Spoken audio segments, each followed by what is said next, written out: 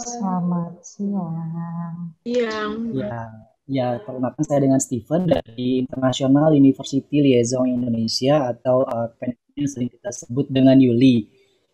Di sini ada juga Pak Tutun Nugraha yang akan mempresentasikan ya mengenai International University Liaison Indonesia.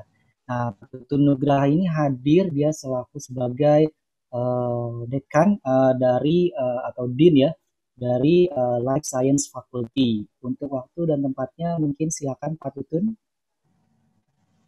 Terima kasih Pak Stephen, terima kasih Ibu Eliza dan Ibu Alaya, terima kasih. Bismillahirrahmanirrahim. Assalamualaikum warahmatullahi wabarakatuh. Terdengar ya Waalaikumsalam suara? warahmatullahi wabarakatuh. Suara Terdengar? bagus ya, suara terdengar ya. Iya, terdengar. Pertama-tama terima kasih atas kesempatannya bertemu dengan Bapak, Ibu, dan adik-adik sekalian. Saya kira ini pertama kalinya saya presentasi di Savana ya. Meskipun rumah saya sebenarnya tidak jauh, saya sendiri tinggal di BSD sebenarnya, jadi saya cukup tahu Savana, termasuk kampusnya yang terbaru yang di belakangnya hotel itu ya, dekat Sky. Pak, saya tidak jauh dari rumah saya yang dekat BSD Golf itu. Mungkin kali ini saya bisa share screen ya, boleh ya share screen? Saya akan mulai share screen.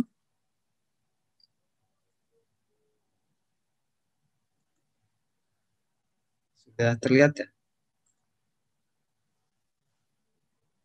Mungkin saya lanjutkan. Sudah terlihat ya? Sudah muncul. Saya mewakili International University Liaison Indonesia atau dikenal dengan YULI untuk memaparkan terkait program-program yang ada di YULI. Meskipun memang secara khusus memang yang akan saya paparkan lebih di bidang life science. Ada 3 program studi, namun saya juga akan memberikan pemaparan terkait program studi yang lain. Saya usahakan selesai sekitar 30-35 menit, kemudian sisanya bisa untuk tanya jawab. Mungkin ini kampus yang memang relatif baru, kami sudah beroperasi 6 tahun. Pendirinya adalah ini beliau, Bapak Dr. Ing Ilham Habibi. Beliau putra dari Bapak B.J. Habibie. Kemudian juga bekerja sama dengan Profesor Peter Tsai. Beliau adalah seorang warga negara Switzerland yang sekarang lebih banyak menetap di Indonesia juga. Saat ini beliau sedang berada di Switzerland. Kampus kami ada di The Breeze, BSD City. Jadi mungkin kalau yang cukup tahu BSD, pasti tahu di daerah BSD tidak jauh dari Mall Ion. Ada yang namanya The Breeze. The Breeze inilah kampus kami. Jadi ini kampus kami di sini. Ini Mall Ion sekitar sini. Kemudian Sapphire Sky, di hotel yang saya ingat ini Cubic. Jadi ini di BSD. Jadi mungkin adik Bapak Ibu yang tahu BSD pasti cukup tahu daerah The Breeze itu di mana. Kampus kami berada di The Breeze. Sesuai amanat dari pendiri kampus kami, Bapak Dr. Ing Ilham Akbar Habibi, MBA, beliau selalu memesankan agar bahwa salah satu yang menjadi key point dari pengembangan kampus kami adalah teknologi, inovasi, dan entrepreneurship yang akan menjadi kunci kontribusi kami, lulusan kami untuk mengembangkan Indonesia yang kuat, Indonesia yang sejahtera. Tentu saja dalam prosesnya kami tidak hanya akan menjadikan adik-adik sarjana, namun kami juga ingin menghasilkan generasi penerus yang siap untuk memimpin dengan sifat yang amanah. Siap menghadapi era globalisasi, ini kunci dari pengembangan IULI juga, di mana internasionalisasi merupakan salah satu yang kami fokuskan sejak awal pengembangannya. Karena sejak awal pengembangannya kami bekerja sama dengan pihak Jerman terutama. Jadi lulusan kami harus siap menghadapi persaingan internasional. Karir yang mereka cari bukan hanya karir yang ada di Indonesia, tapi karir yang ada di secara internasional global. Dan dibekali juga oleh ilmu pengetahuan, teknologi, kemampuan berinovasi ini, berwawasan dan juga berwawasan sebagai entrepreneur. Dan terutama ini yang sering terlupakan, menjunjung tinggi nilai-nilai luhur, akhlak yang mulia sebagai bagian dari kontribusi kita sebagai bangsa Indonesia dan kontribusi kita sebagai bagian dari umat manusia. Itu amanat dari para pendiri kami, khususnya dalam ini adalah Bapak Dr. Ing Ilham Akbar Habibi. Ini lokasi kami di BSD, tadi sudah saya sampaikan. Jadi internasionalisasi merupakan salah satu misi dari IULI sejak awal pendiriannya. Tujuan kami adalah memberi kesempatan kepada mahasiswa di IULI untuk memperoleh pengalaman, kemampuan, dan ini kemandirian serta kepercayaan diri ketika bergerak di kancah internasional maupun nasional maupun internasional. Jadi dari sejak awal kami memang bekerja sama dengan pemerintah Jerman melalui lembaga DAAD, dan DAAD menunjuk TU Ilmenau, Technical University of Ilmenau, sebagai koordinator program kami yang ada di Jerman. Sebenarnya bukan hanya Jerman, namun Eropa pada umumnya. Jadi memang kami menyiapkan agar lulusan siap berkarir internasional. Bahasa pengantar utama yang ada di dalam kampus kami adalah bahasa Inggris, dengan beberapa mata kuliah, khusus mata kuliah bahasa Indonesia, Pancasila, kewiraan, dan juga agama, itu dalam bahasa Indonesia. Bahasa Jerman juga kami berikan sebagai ekstrakurikuler. Jadi karena kami menyiapkan mahasiswa untuk pergi ke Jerman. Jadi dalam hal ini kami memiliki program yang kami sebut program 3+1. Ini yang program yang memang sudah ada dari sejak awal pendirian Yuli, di mana dalam program ini mahasiswa akan 3 tahun berada di Yuli kampus di Indonesia. Tahun keempat mereka memiliki pilihan apakah akan tetap berada di Indonesia atau di Eropa. Nah, bila yang memiliki jalur Eropa, maka tahun keempat ini selama 1 tahun akan berada di Eropa, khususnya di Jerman, untuk melaksanakan mengambil kelas. Jadi memiliki pengalaman mengambil kelas di Jerman, kemudian mengikuti penelitian di Jerman, serta melaksanakan program magang di Jerman. Jadi hal inilah yang dilaksanakan oleh mahasiswa Yuli ketika berada di Jerman. Magang, penelitian, dan mengambil kelas. Ini merupakan pengalaman yang berharga yang memang kami siapkan agar mahasiswa kami siap untuk bergerak di kancah internasional, memiliki pengalaman. Jadi program 3+1. Yuli 3 tahun di Jerman, 1 tahun bisa sebagai exchange student, bisa sebagai mahasiswa double degree. Jadi keduanya ini bisa tergantung apa yang dipilih oleh mahasiswa. Kemudian bila tidak akan ke Jerman, maka 4 tahunnya berada di Indonesia, dengan catatan tentu saja semester 7 ini tetap akan melaksanakan magang, sama juga magang, namun magangnya bisa di Indonesia atau di luar negeri, dan kemudian melaksanakan penelitian untuk tesis. Ada satu lagi program yang baru dimulai ini, program 3+2, ini dengan Taiwan, National Formosa University, NFU. 3+2 ini jadi 5 tahun totalnya. 3 tahun di Yuli, 2 tahun di NFU Taiwan, namun lulus dengan gelar master. Jadi mendapat double degree, dual gelar, dalam hal ini S1 dari Yuli, sarjana mesin, sarjana teknik bila di Fakultas Ilmu Hayati. Kemudian bila dari Taiwan yang memperoleh gelar masternya. Jadi ini program 3+2 dan 3+1. Yang saat ini sudah solid berjalan adalah program 3+1 di Jerman. Pilihan ekstrakurikuler bahasa Jerman untuk menyiapkan mahasiswa pergi ke Jerman tentu saja juga setiap semester dari sejak awal semester 1 sudah dipersilakan mengikuti program kuliah bahasa Jerman. Sekarang 4 SKS saat ini untuk bahasa Jerman, menyiapkan sampai level G1. Ini sekilas ada 3 fakultas ada di Yuli. Yang pertama adalah Fakultas Teknik. Fakultas Teknik ini ada teknik otomotif, ini teknik mesin sebenarnya berspesialisasi di bidang otomotif. Teknik penerbangan ini yang paling populer, mungkin memang karena figur dari Pak Ilham Habibie yang memang bergerak di industri penerbangan. Kemudian teknik industri, teknik mesin, teknik mekatronik, bila yang suka robotik, ini di sini letaknya. Kemudian ada computer science. Yang akan saya presentasikan ini berada di Fakultas Ilmu Hayati, ada teknik biomedis, ini yang saya jelaskan apa itu, kemudian teknik kimia, chemical engineering, dan food technology atau teknologi pangan. Bagi yang ingin mengambil Fakultas Bisnis dan Ilmu Sosial, bisa mengambil manajemen penerbangan, atau manajemen sendiri, kemudian Hotel and Tourism Management, ini double degree-nya di Jerman, yang Hotel and Tourism Management ini, kemudian bisa International Business Administration, IBA, kemudian bisa juga international relation, ini yang paling populer. Ada yang ingin bergerak di bidang hukum internasional, diplomat dalam hal ini adalah bidang yang bisa didalami di international relation atau hubungan internasional. Kemudian juga manajemen. Jadi ada 3 fakultas, inilah program studi yang saat ini berjalan di Yuli. Saat ini yang akan saya presentasikan, saya memang dekan di Fakultas Ilmu Hayati adalah bidang teknik biomedis, teknik kimia, dan teknologi pangan. Bila ada yang ingin bertanya tentang program studi di luar 3 ini juga nanti kami persilahkan. Bila bisa kami jawab, maka akan kami jawab. Ini adalah dosen-dosen kami. Ini saya sendiri, tadi saya belum memperkenalkan diri, saya Tutun Nugraha, PhD, dekan Fakultas Ilmu Hayati.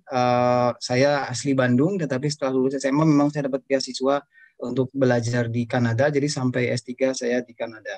Ini adalah dosen-dosen kami, ini kepala program studinya, kemudian ini adalah dosen-dosen kami yang saat ini mengajar aktif mengajar di ULI. Ada beberapa yang sedang mengambil S3 saat ini. Jadi ini adalah dosen-dosen kami. Di samping ada dosen yang kami miliki, juga kami selalu mengundang yang kami sebut flying faculty atau dosen terbang dari Eropa. Memang ini bagian program kerjasama pertukaran dosen dengan pihak Jerman, di mana dosen dari Jerman akan mengajar, biasanya setara 2 kredit, 2 SKS, mereka mengajar di Indonesia dalam periode tersebut. Nah, ini yang pertama Dr. Stefan Lau, Biomedical Engineer dari Technical University Ilmenau. Beliau berspesialisasi di bidang selular magnet sebetulnya ini. Jadi sel-sel kita tuh sebenarnya ada sistem perlistrikannya, demikian juga magnetiknya, sifat magnetik. Maka bisa kita lakukan medical imaging. Ini Profesor Marco Virta dari Helsinki. Beliau berspesialisasi di bidang microbiology. Ini adalah Profesor Dr. Joachim Wing. Nah, ini sering ke Indonesia beliau ini karena penelitiannya diantaranya adalah mengumpulkan siput dari Indonesia, mengambil sampel bakteri dari perut siput.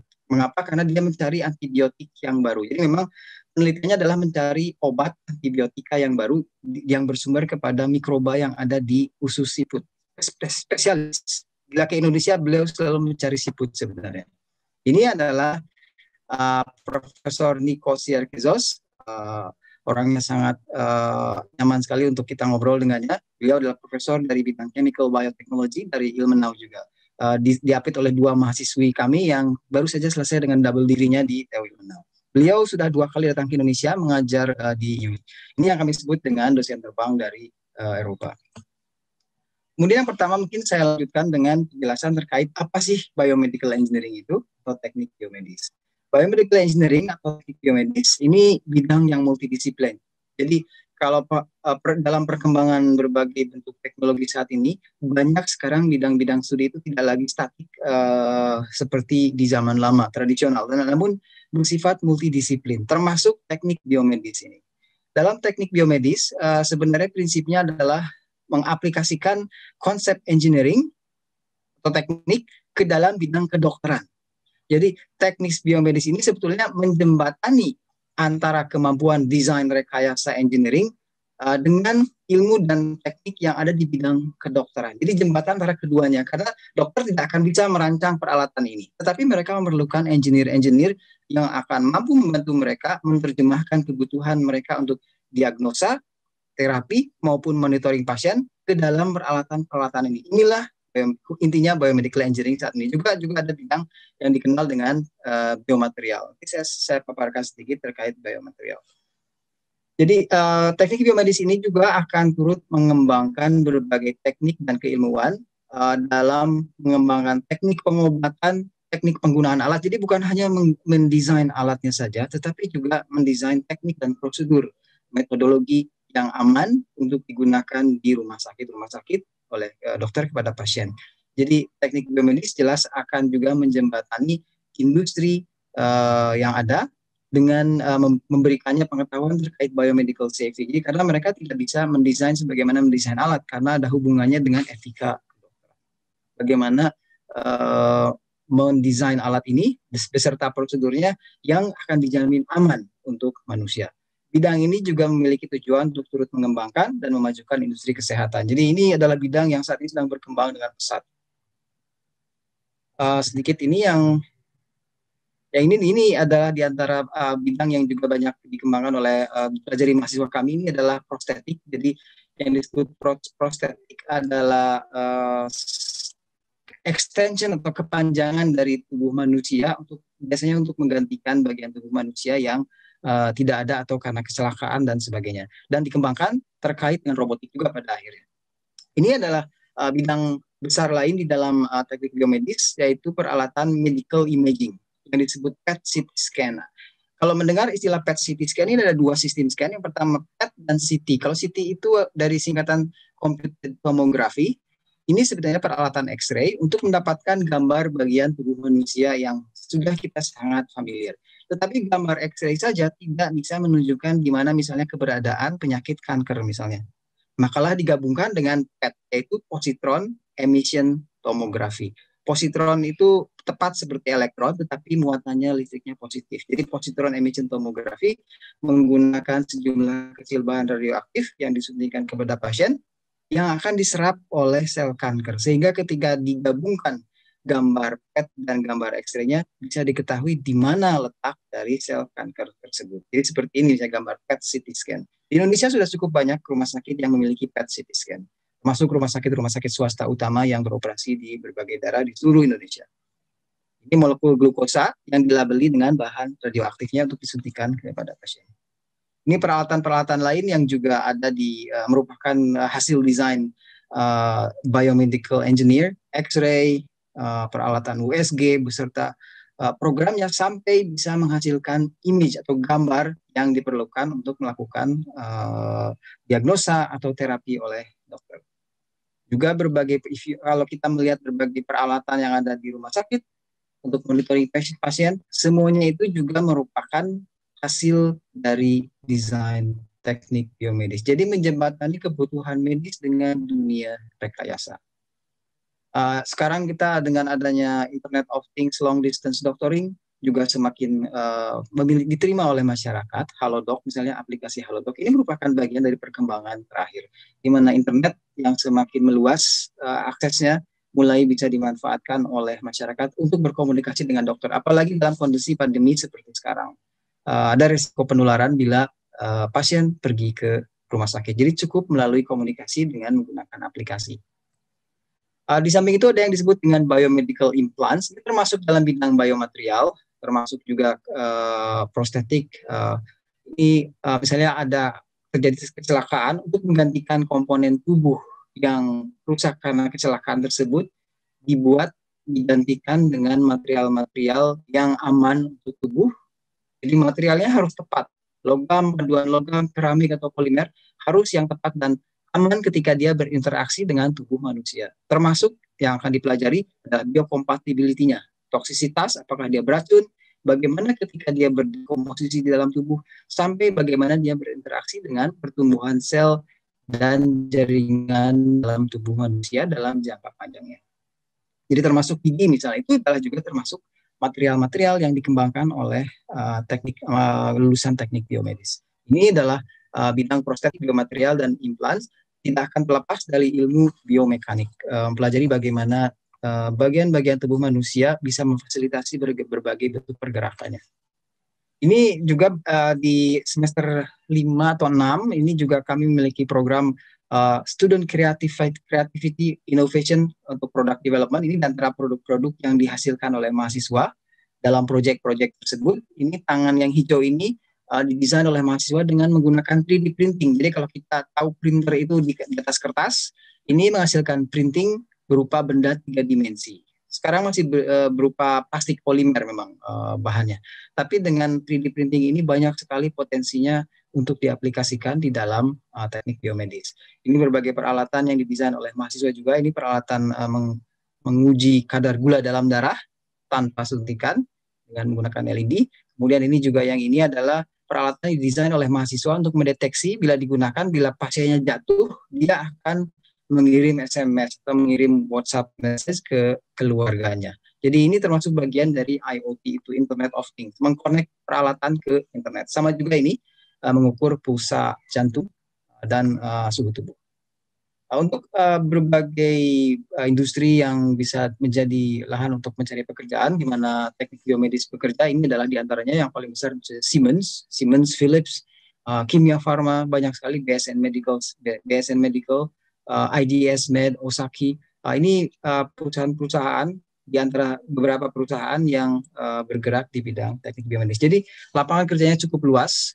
Juga di bidang penelitian, bila tertarik untuk melaksanakan penelitian, juga sangat terbuka untuk teknologinya masih sangat terbuka luas. Mengingat ini adalah termasuk bidang yang sangat baru, multidisiplin di bidang kedokteran dan bidang science, engineering. Bidang yang kedua yang ingin saya jelaskan adalah bidang chemical engineering atau teknik kimia. Ini juga program studi yang saat ini berjalan di ULI, di kampus ULI, dengan program double degree di Jerman. Jadi 1 tahun di Jerman bisa mendapatkan ijazah juga dari Technical University of Illinois. Apa sih teknik kimia itu? Teknik kimia adalah cabang teknik yang menerapkan teknologi untuk mengembangkan berbagai bentuk proses. Jadi prosesnya bisa proses fisik, proses fisika, proses kimia, atau proses bioteknologi. Sering orang salah memahami teknik kimia seolah-olah kimia terus yang didalaminya. Ini juga tidak demikian, karena sebenarnya cukup luas aplikasinya dalam bidang teknik kimia. Namun pada intinya teknik kimia tujuannya adalah membuat proses industri yang mengubah bahan mentah menjadi bentuk lain, biasanya barang jadi, yang memiliki kemanfaatan yang lebih tinggi dengan nilai ekonomi yang lebih baik. Jadi apapun berupa bahan mentah akhirnya menjadi bahan jadi. Kita sering lupa misalnya bila kita menggunakan plastik atau baju yang dibuat dari polimer, misalnya dari nylon, dari tekstil-tekstil yang dari polimer, bukan dari kapas. Bahan mentahnya sebenarnya adalah berasal dari minyak bumi. Jadi itu yang sering kita lupakan, dari minyak bumi berubah menjadi polimer, dari polimer kemudian berubah menjadi benang, dari benang kemudian ditenun menjadi kain. Ini yang sering kita lupakan. Namun teknik kimia sebenarnya adalah bidang yang sangat luas lapangan kerjanya dan selalu dibutuhkan dimanapun. Jerman termasuk negara yang sangat kuat di bidang kimia ini. Bila yang senang dengan oil and gas, ini adalah salah satu bidang di mana seorang sarjana teknik kimia bisa bekerja. Ini kilang minyak, produksinya bisa hasilnya bahan-bahan untuk energi maupun pelumas misalnya. Kemudian sekarang juga sudah mulai berubah, ada tren dari minyak bumi dengan menggunakan biofuel, bioetanol atau biodiesel. Ini juga sangat membutuhkan banyak sarjana teknik kimia untuk mengolah bahan mentahnya. Ini termasuk bahan mentahnya dari sawit misalnya untuk sampai menjadi biodiesel. Kalau sekarang sudah berubah, jangan sawit katanya, mengapa? Karena sawit itu makanan. Sehingga untuk biodiesel dan bioetanol kita lebih banyak mengembangkan cenderung ke arah penggunaan algae, ganggang. Berbagai bentuk ganggang bisa menghasilkan material yang bisa dikonversi menjadi biodiesel atau bioetanol. Ini juga merupakan bagian dari teknik kimia. Bidang lain yang bisa didalami setelah lulus adalah industri farmasi, termasuk herbal jamu. Bukan apoteker, tetapi yang disebut dengan pharmaceutical engineering. Pharmaceutical engineering adalah satu subdivisi dari teknik kimia. Jadi lulusan teknik kimia juga akan sangat banyak yang bergerak di bidang industri farmasi. Termasuk industri farmasi kimia, dan yang sekarang banyak berkembang adalah industri farmasi yang bergerak di bidang obat-obat herbal untuk kesehatan, kebugaran, dan kecantikan. Ini adalah bagian yang memang merupakan riset saya sendiri di sini, mengembangkan berbagai obat-obatan, bukan hanya obat, tapi juga ke arah kosmetik sebenarnya, untuk digunakan sebagai bahan mentah dalam pembuatan obat jamu herbal yang bisa digunakan juga ini untuk industri kosmetik. Indonesia adalah negara yang sangat kaya. Dari biodiversitasnya kita nomor 2 di bawah Brazil, bila hanya menghitung daratan. Tapi bila menghitung daratan dan lautan, Indonesia adalah nomor 1. Kita selalu balapan dengan kerusakan alam yang dibuat sendiri dalam era pembangunan ini. Sebelum alamnya rusak, kita harus segera mengenali dan menggalinya. Mana yang bisa kita manfaatkan.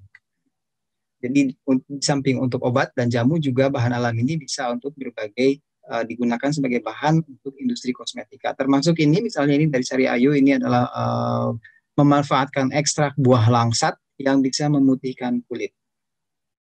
Ini sudah diproduksi. Ini dari Sari Ayu.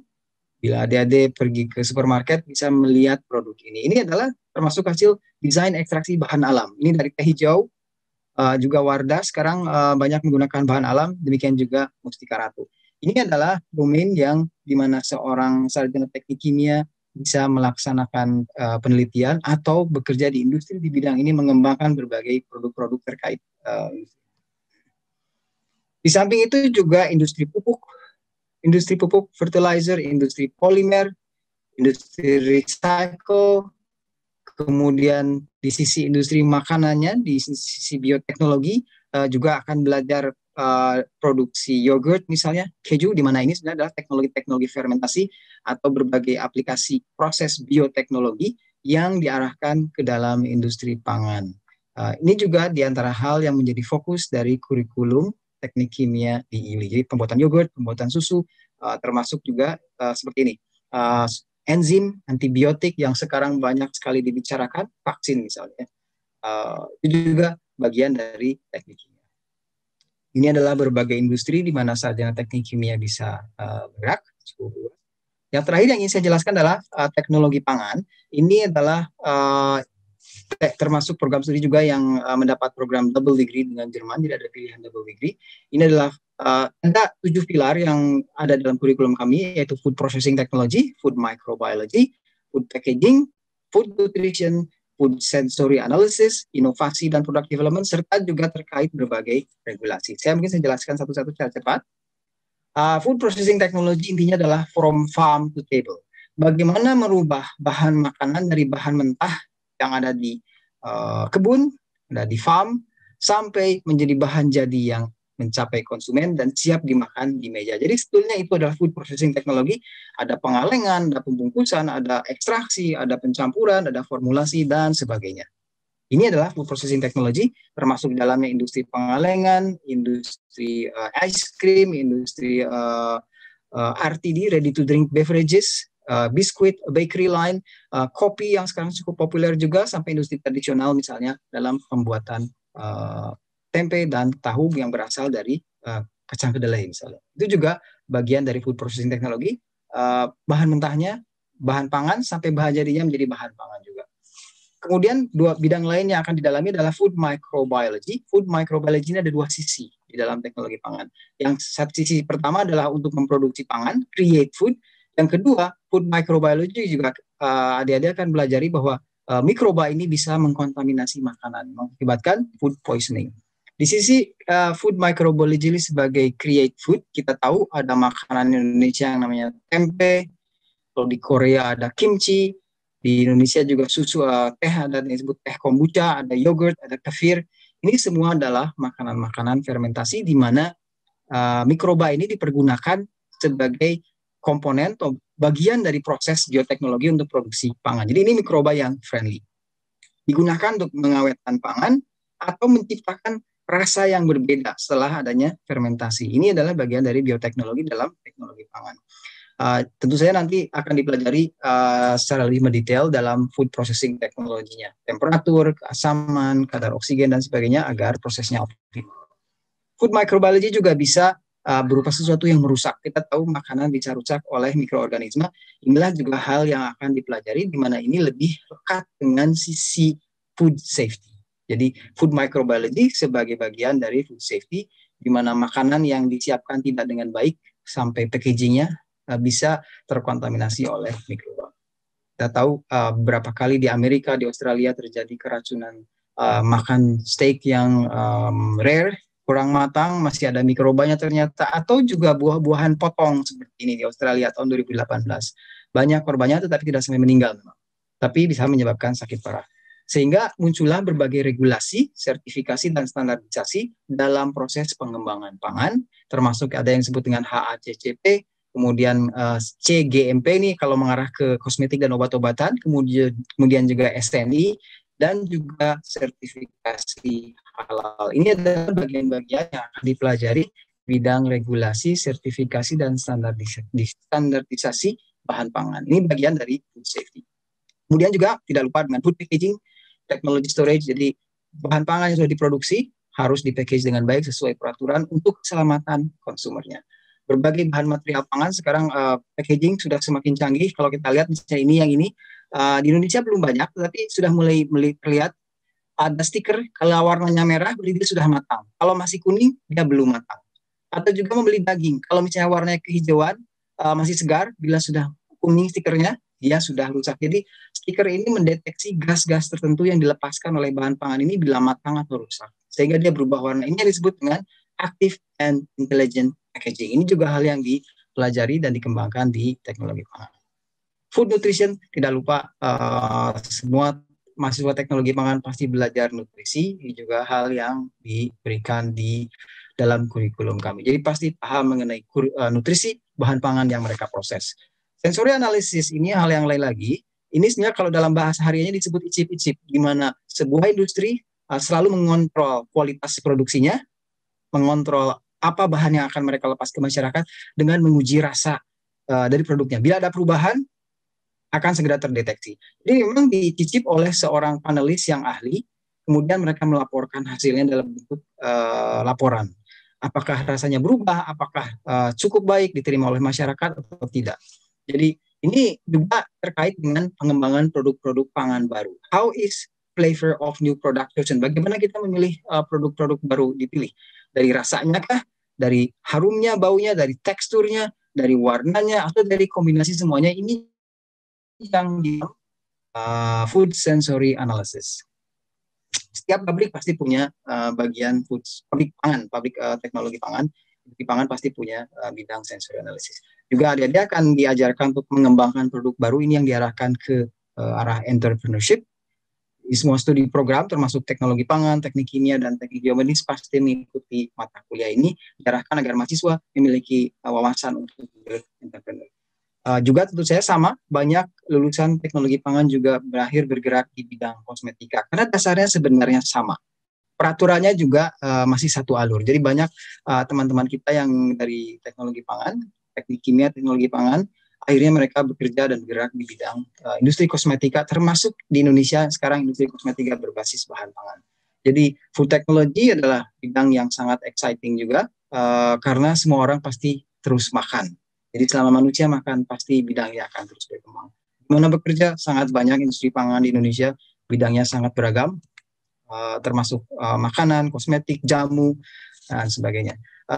Di luar kelas, ini mungkin sudah sedikit menyinggung berbagai aktivitas mahasiswa kami. Di luar kelas, kami selalu mengarahkan agar mahasiswa tidak hanya keluar masuk kelas ke perpustakaan dan sebagainya, tetapi juga mengikuti berbagai aktivitas, mengunjungi industri, ikut seminar. Ini di laboratorium kami, jadi ini di lab masih, lab kimia, lab elektronik, lab biomedik, medic engineering yang ini. Juga kami melaksanakan berbagai program-program sosial di mana mahasiswa jangan sampai mereka hanya berkutat dari kelas ke perpustakaan ke laboratorium. Mereka harus punya kehidupan di luar ini, termasuk debat kandidat presiden BEM misalnya. Ini selalu kita laksanakan setiap tahun. Blood drive, olahraga. Juga mahasiswa yang memiliki bakat di bidang tertentu selalu kami dorong, kami fasilitasi, termasuk ini mahasiswi biomedical engineering yang tahun lalu ikut sebagai finalis Abang None Jakarta Selatan. Saat ini Meta ada di Jerman. Kemarin ketika berangkat di masa pandemi ke Jerman, naik Qatar Airways wajib menggunakan face shield yang memang disediakan oleh Qatar Airways. Sekarang Meta, ini Rosa, Mufti, mereka saat ini berada di Wilmenau mengambil program internasionalnya. Juga bidang olahraga, kami sangat mensupport mahasiswa yang memiliki bakat di bidang ini. Selain itu juga memang sebagian saya sampaikan, 1 tahun adik-adik akan berada di Jerman, ada sampai 1,5 tahun karena ingin memperpanjang magangnya. Proses ini memberikan kesempatan untuk mengembangkan diri dalam bidang kemandirian, kepercayaan diri, bekerja di tempat yang multinasional, memiliki daya juang yang kuat, didik untuk memiliki daya juang dan juga akhirnya kebijaksanaan, wisdom. Mengapa? Karena adik-adik akan hidup sendiri di sana dalam supervisi kami tentu saja, supervisi teman-teman kita di TU Wilmenau selama 1 tahun hingga 1,5 tahun. Sehingga pengalaman itu akan menjadi pengalaman yang berharga yang mengembangkan kepribadian mahasiswa sehingga siap, sebagaimana saya sampaikan, siap bergerak berkarir di dunia internasional. Ini kelas yang diambil di Jerman. Kelas bahasa ini ketika tesis defense kemarin mahasiswinya di Jerman, kami melakukan via Zoom atau via Webex atau via Skype. Ini mahasiswa kami kemarin setelah tesis defense seingat saya. Jadi sudah agak gembira ini megang bunga setelah lulus double degree-nya anak-anak. Jadi demikian ini potret ketika graduation kemarin bulan Oktober kami laksanakan secara online juga karena kami belum berani melaksanakan secara fisik. Oktober 2020 kemarin. Jadi silakan adik-adik, kami dekat sekali dengan kampus Savana, berada di BSD. Bila ada pertanyaan, silakan disampaikan. Terima kasih Ibu Alaya atas kesempatannya. Mungkin bila ada pertanyaan, silakan disampaikan. Assalamualaikum warahmatullahi wabarakatuh. Waalaikumsalam warahmatullahi wabarakatuh. Makasih Bapak Tutun Nugraha atas presentasinya yang sangat-sangat informatif. Nah, di sini saya sudah mengumpulkan beberapa pertanyaan dari private chat saya. Jadi yang pertama itu ada yang bertanya, apa prospek kerja dan lahan kerja untuk jurusan teknik kimia? Dan contoh profesinya apa saja? Ya, ini mungkin saya kembali ke slide. Jadi teknik kimia sebenarnya pada adalah proses engineer. Proses engineer adalah seorang sarjana yang memproses bahan mentah hingga bahan jadi. Apapun itu bahannya, termasuk tadi yang saya gambarkan tadi di bidang minyak dan gas bumi, di bidang polimer, di bidang industri pangan juga. Mengapa? Karena industri pangan adalah industri proses. Misalnya industri kopi. Mahasiswa-mahasiswa kami banyak yang magang di industri kopi dan juga bergerak di industri tersebut pada akhirnya. Mengapa? Karena sebenarnya yang dimaksud proses di sini adalah berbagai proses bahan mentah atau bahan intermediate hingga menjadi bahan jadi. Jadi termasuk di dalamnya adalah, saudara mohon maaf ini sekilas saja ya, mungkin ini perusahaan-perusahaannya, misalnya Pertamina, Bukit Asam, ini energi ya, Medco Energi ini perusahaan energi besar di Indonesia, Medco. Kemudian bila di Jerman, saya dulu banyak bekerja sama dengan BASF, Chevron masih energi juga, Pupuk Altim, Bayer. Jadi Jerman agak secara bahan dari kimia mereka sangat kuat. Petrokimia Gesit, Unilever, ASEAN Agri, ini industri jamu juga. Mengapa? Karena tadi sebagaimana saya sampaikan, teknik kimia di dalamnya ada subdivisi pharmaceutical engineering. Jadi industri kosmetik, industri jamu, industri obat itu juga termasuk bidang yang banyak memerlukan sarjana teknik kimia. Mengapa? Karena mereka juga adalah proses industri dari bahan mentah hingga bahan jadi. Industri makanan, Yakult misalnya, industri Yakult, Cimori, ini adalah pabrik-pabrik yang memerlukan sarjana teknik kimia yang memiliki latar belakang bidang biotek. Ini yang kami spesialis di bidang ini, karena kami memang teknik kimianya di bawah life science. Contoh lain biofarma misalnya, sekarang vaksin sekarang sudah datang ke Indonesia, tetapi memang harus mendapatkan approval dari BPOM. Namun prosesnya ada di biofarma. Biofarma memproduksi vaksin jumlah sedikit sampai banyak, itu di dalamnya pasti banyak sarjana teknik kimia. Sanofi Aventis juga Wardah, ini bidang flavor and fragrance. Jadi sebenarnya bila kita mencari berbagai industri terkait di mana seorang sarjana teknik kimia bisa bekerja, ini sebenarnya kurang lebih ada di dalam gambar yang saya tampilkan. Industri pupuk, industri fertilizer, industri pangan, industri pakan ternak, industri keju, industri yogurt, industri kosmetik dalam berbagai bentuknya, juga industri-industri herbal dan farmasi, sampai industri yang di bidang energi. Industri kertas, kertas itu dibuat dari kayu-kayuan, pulp, sehingga sampai menjadi kertas, itu juga adalah sangat domainnya adalah teknik kimia. Di samping itu sekarang juga mahasiswi kami banyak yang penelitiannya di bidang biomaterial. Jadi bagaimana memproduksi biomaterial, karena prosesnya adalah kimiawi juga. Prosesnya adalah biokimia sebenarnya. Jadi yang melintas masuk ke teknik biomedis juga penelitiannya sekarang criss-cross, karena memang kami sudah multidisiplin. Jadi mungkin itu Ibu tadi Alaya. Bila ada pertanyaan lagi, bila kurang jelas silakan tambahkan ya. Mungkin satu lagi ya Pak, karena waktu kita tinggal 6 menit. Ada yang nanya, mungkin ini maksudnya apakah lulusan IULI Business Management hanya akan mendapat pengakuan di Indonesia atau di luar Indonesia juga? Mungkin maksudnya ini double degree-nya Business Management ya Pak? Ya, saya mungkin kalau diinterpretasikan demikian, ada dua sisi. Pertama, semua lulusan kami yang 1 tahun di Jerman, tentu saja mereka memiliki pengalaman yang berbeda. Dari sisi bahasa, mereka menguasai bahasa Inggris yang fluent, kemudian juga bahasa Jerman. Yang kedua, ada hal yang membedakan ketika anak-anak ini tinggal di Jerman selama 1 tahun atau 1,5 tahun, mereka mempelajari budaya hidup di sana. Mereka mempelajari bagaimana mereka bekerja dan berusaha menyerap apa yang baik dari tempat tersebut. Jadi kalau disebut pengakuan, tentu saja satu dari ijazah, ya.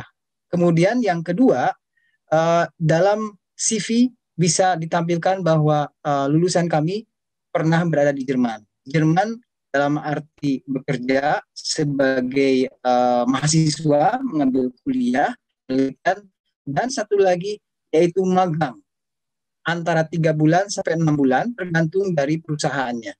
Sebagian yang 6 bulan sampai sekarang masih ada di Jerman. Jadi kalau disebut pengakuan internasional sebenarnya cukup luas. Dari sisi ijazah jelas ya diakui.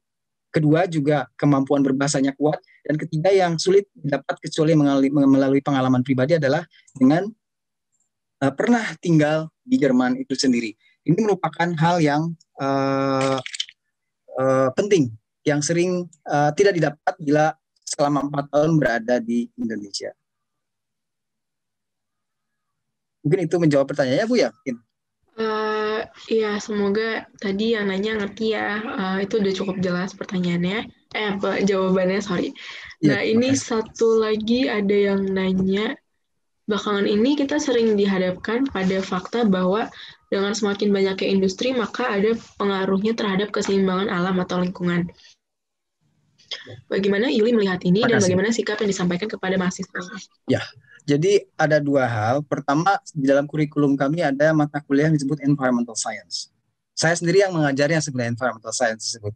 Dalam kuliah ini kami tidak mengajarkan hal yang kompleks atau hal yang sulit, tetapi lebih memberikan wawasan akan adanya tanggung jawab kita terhadap lingkungan, di mana kehidupan kita tidak pernah terlepas dari kehidupan lingkungan, daya dukung lingkungan. Bila kita ceroboh saat ini, 10 tahun, 20 tahun, 30 tahun, 50 tahun ke depan, maka kita akan memanen hasilnya berupa berbagai permasalahan alam. Jadi ini merupakan hal yang ada di dalam kurikulum kami. Bahkan saya sendiri mengajarkan dari dua sisi. Satu dari sisi environmental science ya.